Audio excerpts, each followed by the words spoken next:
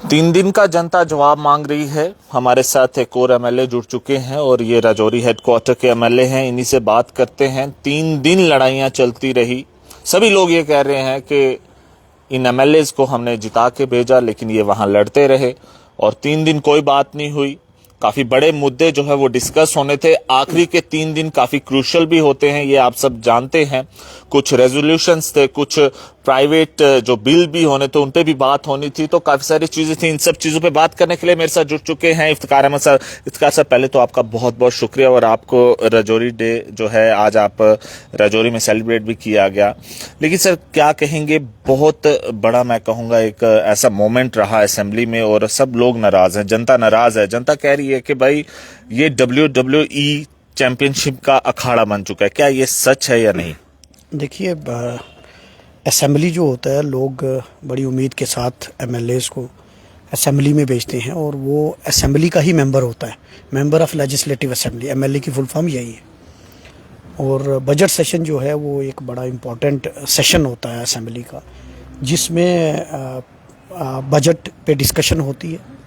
और 25 तक वो सेशन चला, और ईद की वजह से, अलविदा जुमा और बीच में छुट्टियां थी, उसकी वजह से बीच में 10 दिन का छुट्टियां थी, और उसके बाद 7, 8, 9 को फिर दोबारा सेशन स्टार्ट हुआ। इस दौरान एक डेवलपमेंट हुई कि वक्फ अमेंडमेंट बिल सरकार ने लाया, और वक्फ अमेंडमेंट बिल एक काला कानून जो केंद्र सरकार ने बिना किसी कम्युनिटीज़ को पूछे हुए एक रिलीजियस इंटरफेरेंस के तहत वो बिल लाया। और उस बिल के तहत जब असेंबली में पहला दिन सेशन लगा, अब क्योंकि लोगों ने एमएलएज को चुनकर असेंबली में भेजा है, तो लोगों के जज्बात भी असेंबली में एमएलएज ने रखने हैं। तो जो एमएलएज ने एक अर्जेंटमेंट मोशन मूव किया, जो कि एमएलएज के पास एक प्रावधान होता है कि उन्होंने कहा कि हम, जैसे कर्नाटक की असेंबली ने रेजोल्यूशन पास किया कि भाई इस बिल की हम निंदा करते हैं। उसके बाद तमिलनाडु की असेंबली ने इस बिल का विरोध किया, वहाँ रेजोल्यूशन मूव हुआ। लेकिन जब एमएलएज ने असेंबली में 7 तारीख को रेजोल्यूशन मूव किया, तो स्पीकर साहब ने उसको टर्न डाउन कर दिया, उसकी परमिशन नहीं दी। और जब परमिशन नहीं दी तो एमएलएज ने इसका विरोध किया। मैं समझता हूँ कि लोगों के जज्बात की कदर होनी चाहिए। लोगों, बिजनेस रूल्स, बिजनेस के बारे में डिस्कशन थी, रेजोल्यूशंस की डिस्कशन थी, प्राइवेट मेंबर्स बिल के ऊपर डिस्कशंस थी, क्वेश्चंस थे, मेरे खुद के क्वेश्चंस थे दोनों दिन, 7 को भी थे, 8 को भी थे। मैंने कॉलिंग अटेंशन नोटिस दिया हुआ था BGSBU को ये लेकर, उसके थे, बिल्स थे कुछ, वो भी थे, इम्पॉर्टेंट बिल्स थे। लेकिन एक्चुअल में क्या है कि लोगों के जो जज्बात, एहसासात, उनकी एस्पिरेशंस, उनको भी डिस्कस करना हमारी जिम्मेदारी है। और बीइंग जम्मू कश्मीर की, जो जम्मू कश्मीर स्टेट, मैं यूटी कहूँगा, ये एक मुस्लिम मेजॉरिटी स्टेट है। इस बिल का सीधा इंटरफेरेंस किसी के मज़हब के मामले में है। कांग्रेस पार्टी का मानना है, और मेरा ज़ाती तौर पर एज एमएलए मानना है, कि किसी भी मज़हब का आदमी हो, किसी भी मजहबी मामलात में दूसरे किसी का इंटरफेरेंस नहीं होना चाहिए। जिस तरीके से जो माता वैष्णो देवी श्राइन बोर्ड है, अच्छी बात है, उसका जितना बोर्ड है उसमें हिंदू कम्युनिटी के लोग हैं, होने भी चाहिए, क्योंकि वो आस्था का मामला है, वो गवर्नेंस का मामला नहीं है। इसी तरीके से गुरुद्वारा प्रबंधक कमेटी के वहाँ कमेटी बनती है, उसमें सिख कम्युनिटी के लोग हैं, अच्छी बात है। इसी तरीके से वक्फ जो बोर्ड था, उसमें मुस्लिम कम्युनिटी के लोग रहते थे। सुधार की जहाँ तक ज़रूरत है, वो तो हर जगह की ज़रूरत है। मिसमैनेजमेंट, कुछ ये चीज़ें होती रही, या जो कहते हैं कि भाई हमने इसलिए, तो ये एक मजहबी मामलात में इंटरफेरेंस थी, लोगों के जज्बात थे। लोगों बीजेपी कह रही है बहनें, जो मुस्लिम बहनें हैं, उनको तो बड़ा फायदा होगा इसमें, क्योंकि उन्होंने उसमें बताया है पूरा कि मुस्लिम बहनों को उनके हकूक पूरे मिलेंगे। प्रमोद जी, वो पार्टी जिसका लोकसभा में एक सांसद नहीं मुस्लिम कम्युनिटी से, लगभग 18% पॉपुलेशन है पूरे हिंदुस्तान में मुस्लिम्स की, और 30 करोड़ से ऊपर होंगे। 30 करोड़ में एक भी उनको काबिल इंसान नहीं दिखता जिसको वो लोकसभा में भेज सके। 15 से ज्यादा 20 स्टेटों में उनकी सरकार है, राज्य सरकारें हैं, उसमें एक भी विधायक मुस्लिम नहीं, एक भी मंत्री मुस्लिम नहीं। बल्किस बानो का जब बलात्कार और मर्डर हुआ, उसके आरोपी जब जेल से छूटे गए तो भाजपा के कार्यकर्ताओं ने उनको फूल मालाएं पहनाई। प्रधानमंत्री मोदी साहब जब 2024 में राजस्थान के अंदर उन्होंने चुनावी सभा की, उन्होंने कहा अगर कांग्रेस जीत गई हमारे बहू बेटियों के मंगलसूत्र मुस्लिम ले जाएंगे। आज 1 साल से हो गया, बड़ी सारी स्टेटों में, हिमाचल में हमारी सरकार है, सभी सुरक्षित है। तो जिनकी मानसिकता ये हो, वो ये दावा करते हैं कि हम मुसलमानों के हमदर्द हैं, हम गरीब मुसलमानों और महिलाओं के लिए हमदर्द हैं। पहले उस बल्किस बानो को इंसाफ दे देते। अमित शाह जी कह रहे हैं कि कांग्रेस गुमराह कर रही है लोगों को इस चीज पे। हम गुमराह कर रहे हैं, आप हमदर्दी करते ना, आप हमदर्दी करते, आप सैयद शाहनवाज और मुख्तार अब्बास नकवी को मंत्री रखते। क्या पूरे देश में, मैं आपसे पूछना चाहता हूं, क्या पूरे देश में आज इंडिया अलायंस की सरकार हमारी स्टेट में है, डिप्टी चीफ मिनिस्टर किस कम्युनिटी का है? मेजॉरिटी है ना। कितने मंत्री हिंदू कम्युनिटी से है? बात हिंदू मुस्लिम की नहीं है, बात रिप्रेजेंटेशन की है। जब आपने एजेंडा रखा है कि हमने टिकट नहीं देनी, आपकी किसी भी सरकार में, ये कितना दुर्भाग्यपूर्ण है। सर एमपी तो गुलाम अली खटाना एक राज्यसभा में, मात्र एक, वो भी आपको पता है किन परिस्थितियों में 370, क्या पूरे 30 करोड़ में से एक गुलाम अली खटाना की रिप्रेजेंटेशन से क्या सारी रिप्रेजेंटेशन हो जाएगी? वो भी नॉमिनेटेड है। आप मुझे बताइए मंत्री कहां है? मंत्रालय में रिप्रेजेंटेशन होती है ना, एससी कितने हैं, एसटी कितने हैं, ओबीसी कितने हैं, सिख कम्युनिटी के कितने हैं। तो मैं कहूंगा कि वो पार्टी जिसने हमेशा से धर्म की राजनीति की, आज वो कहते हैं कि हम मुसलमानों के हमदर्द हैं। अगर आप मुसलमानों के हमदर्द हैं तो आप उनको इंपावर करते, पॉलिटिकल इंपावर करते। इसलिए ये जो बिल है काला कानून है, अंग्रेजों ने भी लाए थे और अंग्रेजों के खिलाफ भी कांग्रेस ने लड़ाई लड़ी थी। और इस बिल की हम मजम्मत करते हैं, हम इसका विरोध करते हैं। हमारा ये मानना है, कांग्रेस पार्टी का ये मानना है कि मजहबी मामलात में कोई भी इंटरफेरेंस नहीं होना। आपकी एक वीडियो वायरल हो रही थी, उसमें धक्का मुक्की देखने को मिली, किस बात को धक्का मुक्की थी? हम असेंबली में प्रोटेस्ट कर रहे थे, हम प्ले कार्ड लेकर असेंबली में एहतजाज करते थे कि वक्फ अमेंडमेंट बिल नॉट एक्सेप्टेबल। अब क्या है कि बीजेपी वाले को ये पता ही नहीं, एमएलए को, कि अब वो असेंबली में हैं और एमएलए का काम लड़ाई झगड़ा करना नहीं होता। अगर वहां कोई चीज हमने लाई है, उसको छीनने का अधिकार स्पीकर साहब को है, वहां के जो ऑफिशियल्स है, वाच स्टाफ होता है, वो लेते। अब वो मेरे से, जब हम मेरे से वो प्ले कार्ड छीनना चाहते थे तो मैंने उसको छीनने नहीं दिया, तो उसमें वो मैं उनको पीछे कर रहा था। लेकिन मैं कहता हूं, कोई भी बात करनी हो, हमारे पास असेंबली एक प्लेटफॉर्म है जहां हम लोगों के जज्बात की नुमाइंदगी कर सकते हैं। मुझे आप बताइए, अगर लोगों के जज्बात इसके खिलाफ है, मैं उसका एहतजाज कहां करूंगा? मैंने लोगों के मसलाइल जो हैं, आपने देखा, अगर 20 दिन असेंबली चली है, 19 दिन मैं बोला हूं, ऐसा कोई इश्यू नहीं, आपने भी उस पर खबर की थी, मैंने वो असेंबली में उठाए। मैं समझता हूं कि 3 दिन चलना बहुत जरूरी है, लेकिन आप मुझे बताइए, लोगों के जज्बात की बात हम कहां करेंगे? अगर असेंबली में हम बिल्कुल खामोश रहते तो क्या हम ये तस्लीम कर रहे हैं कि इस वक्फ अमेंडमेंट बिल को हमने दिल से एक्सेप्ट कर लिया?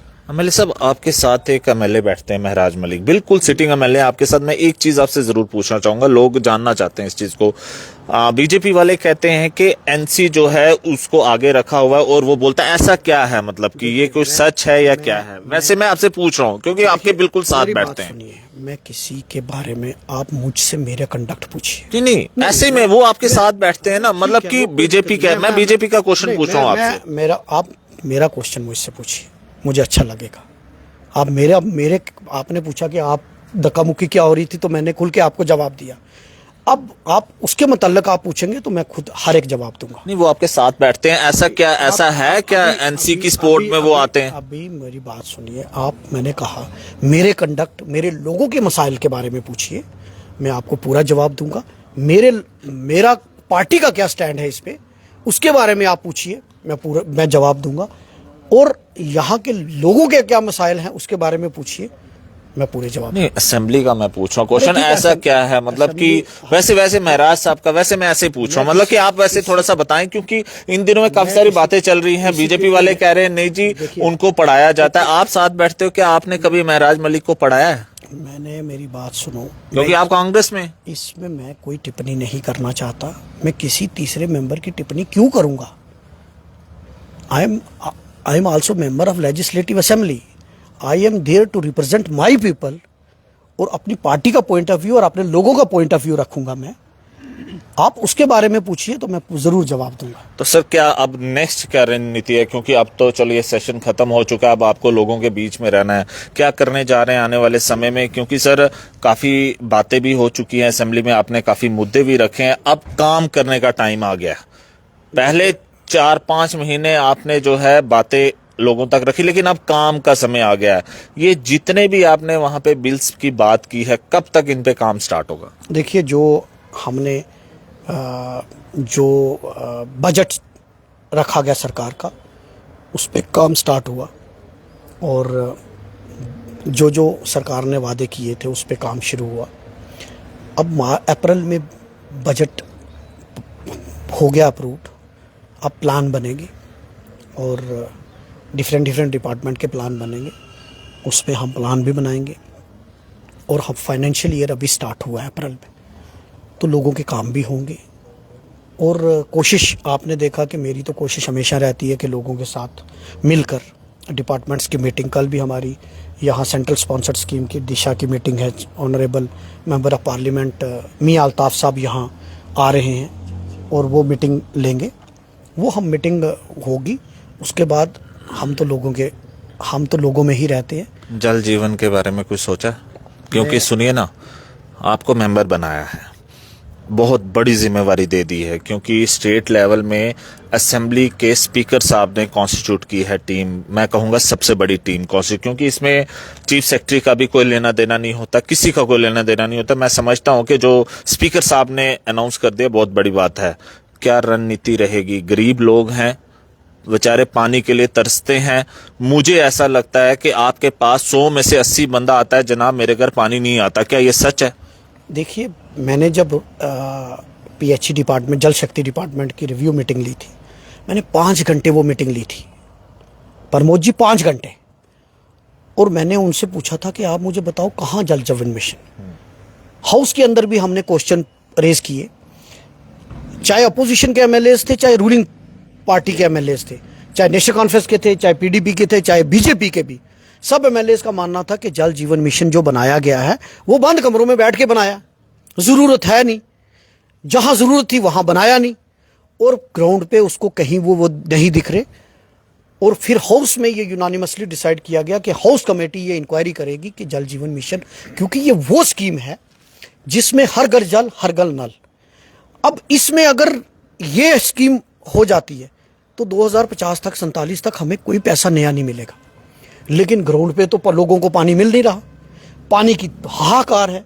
इतना परेशान था मैं, और हमेशा जब मैं एरियाज में जाता हूं तो जल जीवन मिशन के लोगों की कंप्लेंट रहती है।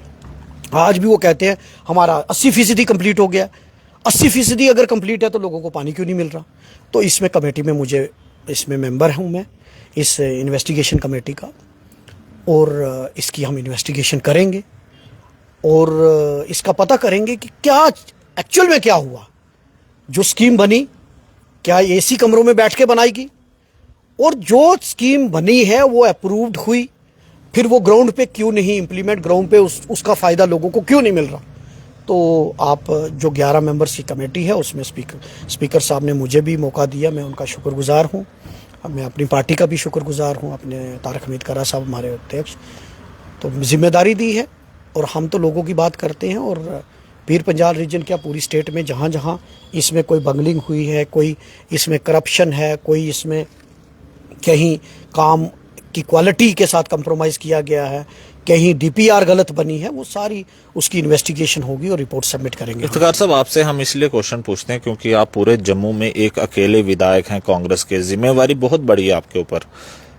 ये जो आपके ऊपर जिम्मेवारी दी गई है, इसको तो मैं कहूँगा कि अच्छे तरीके से आप लोग निभाना, ताकि लोगों को पानी मिले, क्योंकि पानी, बिजली एक और रोड, ये एक ऐसी चीज़ें हैं जो हर एक की नीड है। लेकिन होप करते हैं कि आप इस बारे में अच्छे तरीके से सोचेंगे। देखिए, मेरा अगर मैंने, आप असेंबली में देखेंगे तो क्या मैंने पानी का मसला नहीं उठाया? क्या मैंने बिजली की बात नहीं की? क्या मैंने रोड कनेक्टिविटी की बात नहीं की? क्या मैंने हेल्थ के मुद्दे नहीं उठाए? मैं जीएमसी की बात करूं, आज आप जाके पता कर लीजिए, मैंने जिस दिन रिव्यू मीटिंग ली थी तो जीआरस की बात की थी, क्योंकि जो मेरे इख्तियार में है एज एमएलए, क्योंकि अगर डॉक्टर्स की बात है तो वो पीएससी को रेफर होंगे, वो एक प्रोसेस है, वो इमीडिएट नहीं हो सकता। एनएचएम में भी अगर रिक्रूटमेंट करनी है तो उसका भी एक प्रोसेस है, लेकिन जेआर जो था वो लिस्ट आ गई है और लिस्ट आई है और डिपार्टमेंट वाइज आई है। मैं डिपार्टमेंट में पूछ रहा था, पेट्रियाटिक डिपार्टमेंट में मैंने किसी से मैं बात कर रहा, मैं कहा जेआर आ गए हैं। गायनी में भी चले ना जाएं, वहाँ चले जाते हैं। देखिए, एक बात है, हमारे पास प्रमोद जी कुछ तो स्टार्ट किया, मतलब एक डॉक्टर बैठेगा तो सही, एटलीस्ट जो डिपार्टमेंट पूरे के पूरे खाली थे वहाँ डॉक्टर्स हमने भेजे हैं। अब मॉनिटरिंग करनी हमारा काम है, और एटलीस्ट मैं चाहता हूँ कि जेआर जो है जूनियर डॉक्टर, वो भी डॉक्टर होता है, एमबीबीएस करके आता है, वो तो एटलीस्ट डिपार्टमेंट में हो, ताकि वो अगर छोटे काम करेंगे, जैसे मतलब जिस तरीके से उनका जो काम है वो करेंगे, तो स्पेशलिस्ट जो हैं, जो स्पेशलिस्ट है, वो उनकी हेल्प, वो असिस्ट करके डिपार्टमेंट को सुधारने की कोशिश करेंगे। कल मीटिंग जो एमपी साहब ले रहे हैं, आप सभी एमएलएस भी आ रहे हैं, उस मीटिंग में क्या रहेगा? वो सेंट्रल स्पॉन्सर्ड स्कीम्स के बारे में डिस्कशन होगी कि क्या उसका रिव्यू करेंगे। और मैं आपको बताऊं कि आपने कहा कि काम PMGSY, जब इसका मैं एमएलए बना तो 4th फेज स्टार्ट हुआ था। मैंने 5-6 बार रिव्यू मीटिंग ली सिर्फ PMGSY की, और आज 62 रोडें सिर्फ रजौरी कॉन्स्टिट्यूंसी की। कितने? 62। तो मेरे लोगों को फायदा हुआ ना। तो मेरा काम ये है कि जो स्कीम्स है उसको ग्राउंड तक पहुंचाना। अगर 62 रोड्स रजौरी कॉन्स्टिट्यूंसी में सैंक्शन हुई है, और अलग अलग, मतलब पहले फेज में कुछ आ जाएंगी, कुछ सेकंड फेज में, वो लिस्ट मेरे पास आ गई है, प्रायोरिटी हमने भेजी है। तो जो अनकनेक्टेड एरियाज हैं, जो दूर दराज एरिया जहाँ रोड कनेक्टिविटी नहीं है, एटलीस्ट मेरे लोगों को फ़ायदा होगा। और लोगों ने मुझे वोट दिया, मैं अपनी पूरी कोशिश करूँगा, दिन रात मेहनत करके, जितने मेरे इख्तियार में है, जितने मेरे हाथ में है, उसको मैं इस्तेमाल करूँगा और लोगों के लिए काम करूंगा, क्योंकि लोगों ने मुझे मैंडेट दिया। बहुत बहुत शुक्रिया। ये थे हमारे साथ एमएलए रजौरी, और इनका साफ तौर पे ये कहना है कि जिस टीम में मुझे रखा गया है, हम उस टीम, जो पूरी टीम है, वो मिलकर जो है काम करेगी, और JJM जो स्कीम आई थी उसके ऊपर पूरा वर्क होगा, हर एक के घर पानी पहुंचाने की कोशिश की जाएगी। और कल एक बहुत ही अहम मीटिंग जो है वो डाक बंगला में रखी गई है। वो मेंबर ऑफ पार्लियामेंट मियां अल्ताफ साहब, उन्होंने जो है एक सेंट्रल स्कीम्स के लिए एक मीटिंग रखी है। अब हम यही उम्मीद रखते हैं कि आने वाले समय में जितनी भी स्कीम्स अब आ रही हैं, तो इन एरियाज को भी जो है वो प्रोवाइड हो, और ये लोग उन स्कीम्स का जो है वो फायदा उठा पाएं।